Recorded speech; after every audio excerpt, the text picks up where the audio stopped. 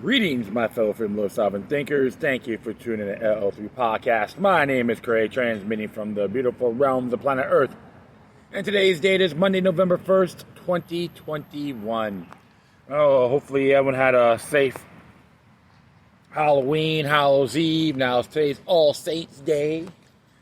Yeah, so I was looking through a few things, listening and so forth. And it looks like the Food and Drug Administration, the board, members of the board approved to have the vaccine given to children from 5 to 11. Under the EUA, of course. Yeah, talk about sacrilegious concept. Demonize the children. Manifest the dark winter, supposedly, was supposed to be coming in just around the corner. And they'll blame it on the ones that never took the shot. Well, here's the thing I always keep in mind.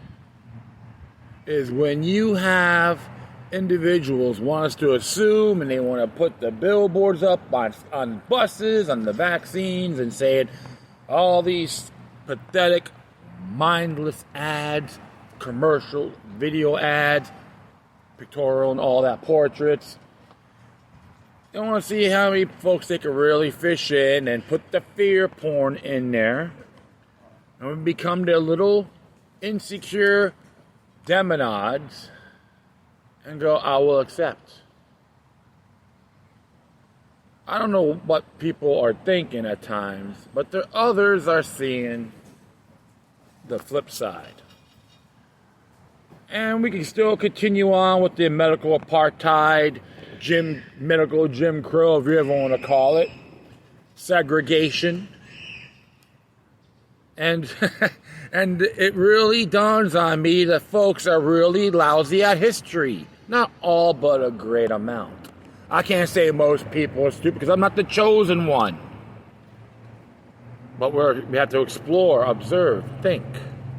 See things thoroughly. How accurate is the data? That's why I always tell people, observe responsibly.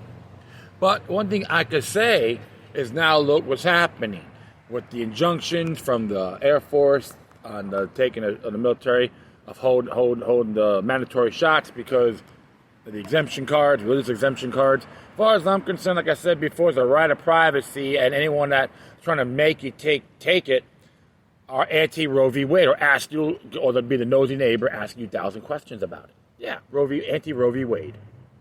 And they freak out when they say that, when you ask them that question. Or ask them on other things about how was your dissectomy, your gynecology appointment, how's your AIDS brother, sister doing? Yeah, they just freak out. And another thing, too, what's been happening, it looks like there's been a holdout of some of the good amount of fire stations in New York City, like they said, 27 supposedly, according to the New York Post, are down. Okay. And of course, Mayor de Blasio, with his arrogant ways, says, I'm with the government, I know more than you. And it's like at times, like right now, Safeway is a 24/7 supermarket in San Francisco. Now it's closing at 9 p.m. for the same thing, because, we won't arrest anyone for shoplifting as long as it's over $950. Well, my friends, it proves time and time again that government is the parasite of society. They don't care about any of us. They want us fighting amongst each other. They can sit there and laugh. Look at these peasants bicker to one another, have their shouting matches on the street corner. They don't want to see us with strong dialogues. You got folks that don't want to talk to me about a couple of things because they get offended. Boo-hoo. Okay, I can be a little bit bombastic at times and proudly admit it, but I am willing to listen to people. There's individuals out there who are awesome. We have different ideas, different viewpoints, which is good, and we can structure it together without pointing a finger and cursing at one another or calling someone an effing idiot. That's what those vampires want. They want us to be atop of the confounded food chain and seeing all the useless eaters go to war with words. Don't fall for it, my friends, regardless of where you're at. But we all know the big wave is happening. The spiritual awakening has been enhanced more thoroughly. And some people say it's a little bit too late. Yeah, but you gotta be prepared. Absolutely, you gotta have a balance factor. Don't stress it. If people don't want to hear it, that's their problem. They're doing you a favor. Just carry on. Always explore. You don't want to be around stagnant people because you get clown results. The circus is in town. It's a lot bigger than meets the eye, right? Well, enough of my little rant here. I'm going to be actually narrating an article, which is a good viewpoint. Came from the Epoch Times today. And it was written by both Dennis Hale and Mark Landy. It's entitled, "Why is the Constitution Not Democratic?" That's perfect. This is what they have to say here. It's not hard to notice that the United States political arguments frequently turn on questions that, in other democracies, nobody talks about. While the part of the legislator, what may the executive do? What can the states do without begging permission from the national government? Why can't an idea popular with the public become a law? For these and other questions, the answer will always involve the American Constitution, a document more than 2 centuries old that has been amended, not counting the Bill of Rights, only 17 times, in the wake of the 2016 election, in which, not for the first time, a candidate who lost the popular election entered the White House anyway. Talk about constitutional defects has become more insistent. Twilight Zone, right? Yeah. We gotta bring back the popular vote. Yay! I tell those knuckleheads, oh, you're pro-centralization. Karl Marx will be extremely proud of you. So, I will go further. Why can't America be more like other countries? Moo! So, hey, if someone asks me that question, I tell them to leave. You know who will attest to that? John Jay. Refill his papers 2 through 5. Don't worry about fracking. Boris Johnson was worried, so he banned it because he is the Prime Minister of Great Britain and his party controls the House of Commons. He can do pretty much whatever he wants when he has a sufficient majority. Think there are too many guns in town? Why can't we just ban them like Britain and Australia do? God bless the police state. You should do the Caesar salute when you say that, folks. You should have the altars of Adolf Hitler, Joseph Stalin, Janashek, and Mao Tse-tung. Someone asked me that question. We're having to wear a cowbell around the neck. Go, who let the cows out? Do you think free health care for all is a good idea? The British Labour Party thought so back in 1945, and only 3 years later it became a reality. These examples seem to suggest the problem. The United States appear to have a government that makes it very difficult to accomplish anything, while other countries seem much more able to make desired changes with a minimum of fuss and bother. On the other hand, several countries in Europe, and we can temporarily include Great Britain in this category, have become alarmed at the way some people talk, especially about immigrants. The result? Hate crime. Prosecutions in France, Great Britain, and elsewhere that shows much less regard for freedom of speech than would be tolerated in the United States. In France, to take another example, no public student may wear any aware of clothing or any jewelry that indicates a religious affiliation. In the United States, this kind of interference with religious expression would be unthinkable and would not survive a court challenge. The American Constitution gives and it takes away. It radically slows down the process of lawmaking, and it places more obstacles with the way of interfering with liberty. Congress shall make no law, so says the First Amendment, respecting the establishment of religion or the free exercise thereof, nor any Congress may interfere with the freedom of press, speech, assembly, or petition. As the late Supreme Court Justice Antonin Scalia once reminded us, no law means no law. The Constitution's ability to slow down and even prevent actions or policies that might be popular has frustrated some Americans since the founding era.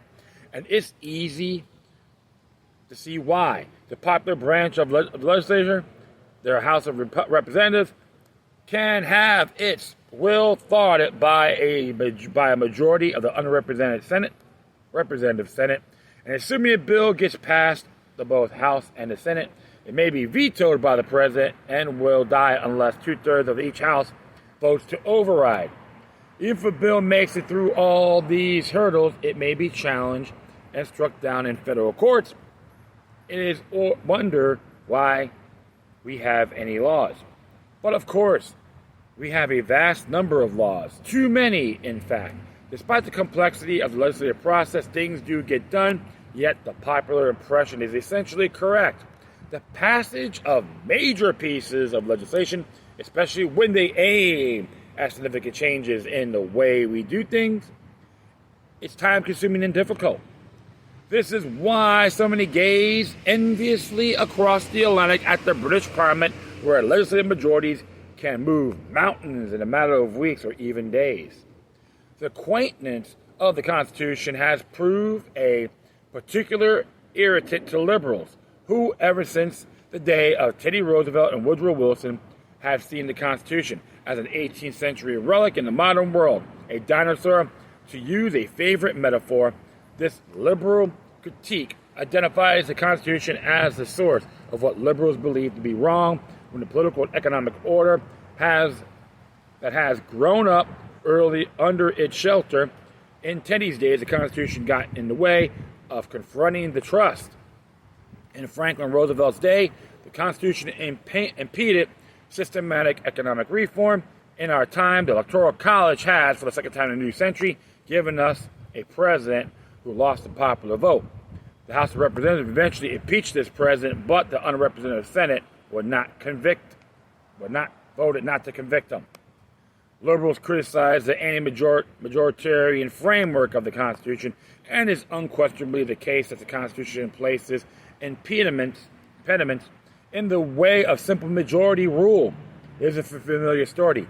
Each state has 2 senators, regardless of the state's population. The Electoral College means that the popular vote majority is sometimes not enough to elect the president, especially if the majority is concentrated in fewer states. The Supreme Court can overturn popular legislation in the Congress and in the state legislatures. And I have to disagree. To an extent, I can. Congress creates a federal republic where the national government is limited to a specific set of responsibilities, leaving the states free to adapt an array of policies on matters of public concern.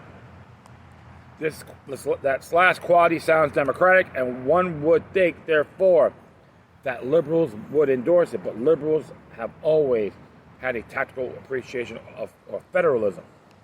They like it when states adopt liberal policies, like California banned the sale of fur products, but not when states adopt policies that liberals oppose, especially if those policies are at odds with national public opinion.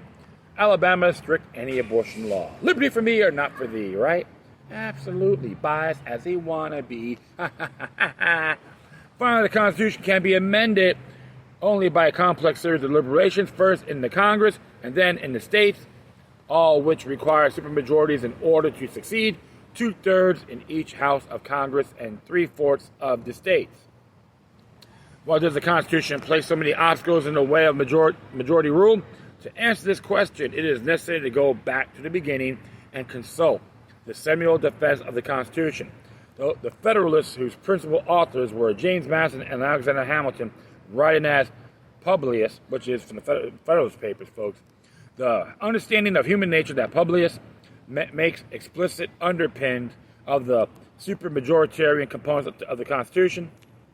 The Constitution was written to correct what appears to be failure. The Articles of Confederation, under which American politics has taken several ugly turns, is impossible to read. The Federalists, without being struck by the anxiety that these failures provoke, in the very first number, Populists asked if it were really possible for societies of men to establish good government from reflection and choice, or were they forever destined to depend for their political constitutions on accident and force? Americans, having won a glorious victory over Great Britain during the Revolution, were inclined to think too highly of themselves and were reluctant to admit the failures of both state governments and the weak national government under the Articles. Americans, the framers believed, were capable of doing better, but Americans were not saints, and the Federalist is unsparing in its description of human nature even under best circumstances. America was blessed in many ways. The American population was far more experienced in the arts of self-government than any other people at that time. Even so, here's what Populist has to say in Federalist 6, not just about people in general, but about Americans. Quote, has it not, on the contrary, invariably have been found that momentary passions and immediate interests have a more active and imperious control over human conduct than general or remote considerations of policy, utility, or justice?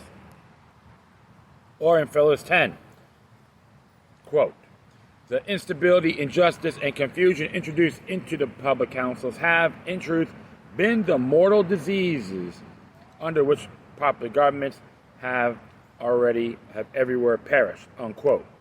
On the other hand, Publius also said in Federalist Papers 55 that, quote, there are all the qualities in human nature which justify a certain portion of esteem and confidence. Republican government presupposes the existence of these qualities in a higher degree than any other form, unquote. Americans, like everyone else, were capable of being impulsive, passionate, short-sighted, selfish, and easily misled by flatterers and demagogues. They were also capable of better things. The trick in forming a government was to minimize the opportunities for mischief while maximizing the opportunities for the exercise of virtue, or what Populists referred to as honorable determination. What this means institutionally, it is a limited government with numerous obstacles placed in the way of impulse and short-sighted behavior. What was required at the founding was a clear understanding of the failures of the Articles of Confederation and what those failures meant. They were failures of democracy, and it was in the states that the democratic impulse was the strongest. State legislators, in particular, were too democratic with small districts, short-term, and frequent elections. Executives were too weak, and court lacked independence. In many states, judges were elected. State governments interfered with their neighbors' commerce, debased the currency, and failed to pay their debts. They passed too many laws and changed them too quickly. State legislators acted impulsively and in ways contrary to their over long-term interests and to the interests of the Union. These circumstances did not bode well for the future. From the perspective of Publius and members of the convention, these failures revealed some of the weaknesses of popular government, some of the ills to which it is naturally susceptible, but also suggested some of the remedies. The central problem with the states under the Articles was that their constitutional design was incapable of either controlling for the weaknesses of popular government or of taking advantages of its strengths. The strength of a popular government is that it rests on a foundation of popular consent and popular participation. The weakness is that the energy and enthusiasm generated by a democratic society often could not be channeled in constructive ways. Channeling would mean find ways to discipline human nature so that human frailties are kept at bay and human virtues can flourish. The Constitution aims thereof to create a government strong enough to achieve its ends. while controlling for the defects to which popular government is prone. It does not merely create a stronger national government, it creates a government that is popular. The preamble announces that's very clearly in its first sentence. We the people establish this Constitution, but the government thus created, while popular, is not democratic, as that the word was understood in 1787. It was not a government based on a majority rule. In order to tame the worst impulses of human nature, a government must be shaped so that decisive action will require more than a majority, and more in some cases than a single session of Congress. To accomplish anything under this Constitution, it will be necessary to clear several hurdles. First, many constraints are placed on a national government. It may not establish a religion, it may not restrict the freedom of press or the freedom to speak, it cannot arbitrarily detain people without giving them an opportunity to challenge their detention in court. In general, that Congress may not do anything not expressly stated in the list of enumerated powers in Article 1. Second, the powers that are given to the Congress cannot always be exercised with only a majority vote, and never without an affirmative vote in both houses. The both important questions, those involving an executive veto, a treaty, a constitutional amendment, or impeachment, all require supermajorities of either 2/3 or 3/4 of at least one of the two houses. And if a bill survives these legislation speed bumps, it must receive the approval of the executive, whose veto can be overturned by another supermajority. Almost anything the national government can do will require a great deal of thought, debate, and compromise. If the Constitution had a motto, it would be, nothing important should be easy. I have to agree on that. Third, much of what people understood by the word governing was not the business of the national government at all, but of the states. With few exceptions, the members of the convention were determined to protect state governments, recognizing that the state always held the allegiance and the affections of the people, so that no new arrangement that ignored this reality could possibly succeed. In fact, there was near universal agreement with the Constitution must be ratified by special conventions, and at least 9 of the 13 states means the Constitution would be established with the fullest possible measure of the popular approval, short of unanimity. What states kept under the Constitution was referred to in the language of the day as the police power, a term that includes law enforcement, but all those powers that related to the health, morals, and the welfare of the people, including still familiar state and local responsibility for education, family law, marriage, and divorce, most matters relating to business, the preventing of vice, and such housekeeping responsibilities as roads, land use and zoning, trash collection, etc. Taken together, these functions, should they be performed properly, would create a healthy atmosphere for the cultivation of local citizenship and civic virtue. No matter how well the national government performed its responsibility for national defense or the regulation of the interstate commerce, if life at the local level should become chaotic or debased, Republican government cannot survive. Modern liberals can claim, in response to the Constitution's pessimistic view of human nature, that we have evolved beyond our ancestors, many of whom were elitist aristocrats and slave owners. Look, they say, at the progress we have made since the bad old days of the 18th century. Yeah, they like to use that stuff, but they can't even tie their own shoelaces. And I'm being nice too. Many are tempted by this view, but it is untenable, pretending that human nature is not what Publius says it is required, ignoring the evidence of history and not just ancient history. Who, looking at the horrors, you see it, horrors of the 20th century, could claim that human nature is an unmixed good? Ironically, some of the harshest critics of the anti-majoritarian elements of the Constitution will, in other venues, echo Hillary Clinton's famous complaint about the basket of deplorables, describing many of their fellow citizens as racist, homophobes, and climate deniers. Yeah, that's true. So I'm going to continue on here.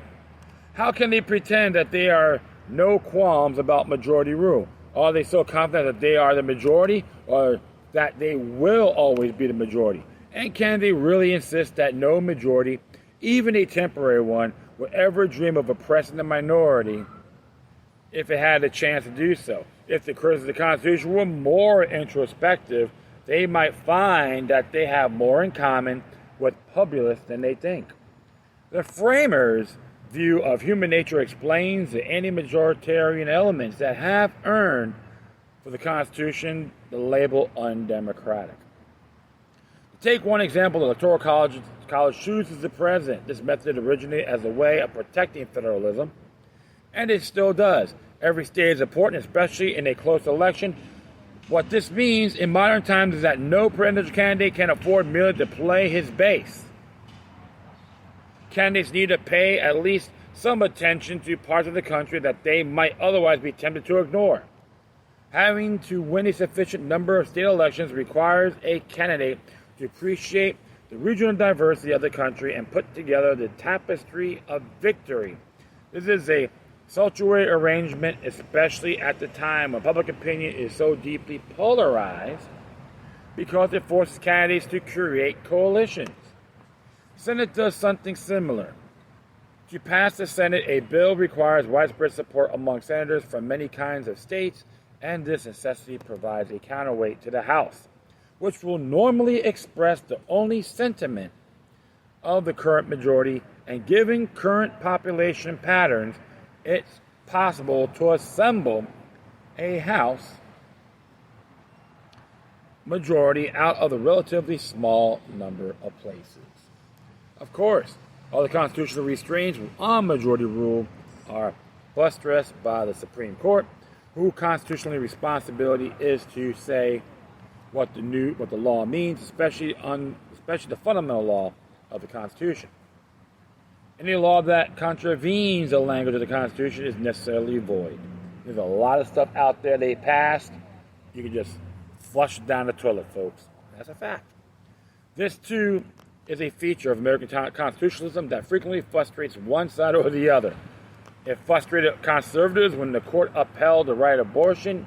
It frustrated liberals when the court upheld the right legally to own a farm in Chicago. The Supreme Court's authority presents a stark contrast with parliamentary systems such as Great Britain, where there is no fundamental law to constrain the legislative majority. Those who envy Great Britain, we have a question. Are you sure that you know what the majority wants? We have been miseducated by modern polling to believe that this is a simple question, but there is much evidence, both historical and contemporary, to suggest that majorities are often ephemeral.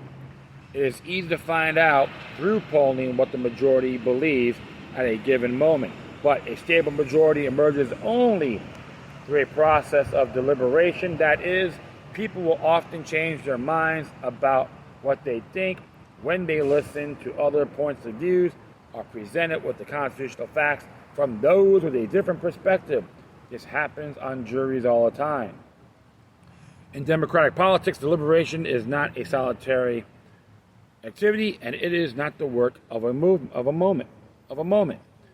But given time, it can lead to permanent and substantial results. For example, what did white Americans think about black Americans in, say, 1955?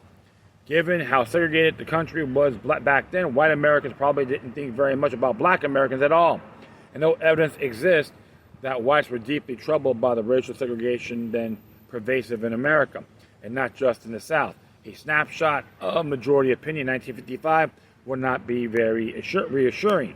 Yet think about how the fact changed through the slow but steady influence of the Civil Rights Movement, which made a powerful argument about human equality and demands of the American idea.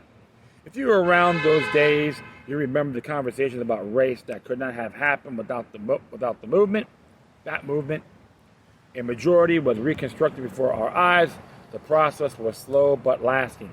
Something similar happened in Congress as students of the period know white Southern Democrats were determined to protect business as usual, at least in the South, and if possible in the country.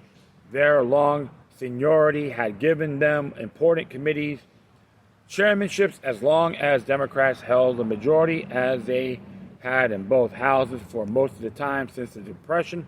Overcoming their opposition to civil rights laws required the construction of a bipartisan majority in the House and in the Senate, and a lengthy debate about the importance of making the promise of equal rights a reality. It took time, too much time, as critics often claim, but when it was done, the civil rights of 1964 and the voting rights of 1965 had the support of both parties and passed with overwhelming majorities in both houses. As these examples indicate, much what transpires in American politics is a result, not the Constitution alone, but on the quality of leadership in the political class and the quality of deliberation among citizens generally. Recall Populist and Federalist 55, quoted above. Federal government presupposes the existence of certain virtues in a higher degree than is required for a less popular form of government. Therefore, the greatest error thing about the Constitution is to think of it as a machine that can run by itself or as an operation manual. The Constitution is neither a machine or operation manual, or neither a machine nor a manual. It is a framework for government that encourages a particular kind of politics, but it is not idiot-proof. At a minimum, it requires that those holding the levers of power respect the limitations the Constitution imposes, and not just rhetorically. The Constitution requires the same discipline from citizens. Recall Populist's reference to honorable determination. Citizens need to do more than simply demand things. They need to develop the wisdom and choose wisely. The Supreme Court may have the final say what the Constitution and the law means, but every citizen, every public servant has an obligation to think constitutionally and to reject ideas that violate constitutional norms, even when those ideas have popular support. Who can deny that American politics life needs improvement? But to paraphrase the bard, the fault, dear reader, is not in our Constitution, but in ourselves. And I have to agree. Real clear wire. Good, very good, strong viewpoint, and it has a great amount of merit. Remember this, folks. The U.S. Constitution never used the word democracy in our government. It's considered a federal republic. Democracies have one vote majority, one vote system by majority rule.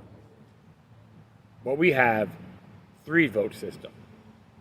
You can vote in the polls, do a vote on a grand jury to charge, to indict or dismiss, and jury trial. Even if there's laws in the books which is considered an illegal contract or unconstitutional, whether it's federal or state, we can say not guilty. Though we have those obligations, we have to exercise them thoroughly. We have to put them on their toes. And I always suggest everybody, too, on the state and local level, use the state constitution, too. Don't just treat the U.S. Constitution as an incorporation doctrine. I prefer folks reading the Federalist and any Federalist papers. You got different viewpoints, but it's good. It's essential to know these.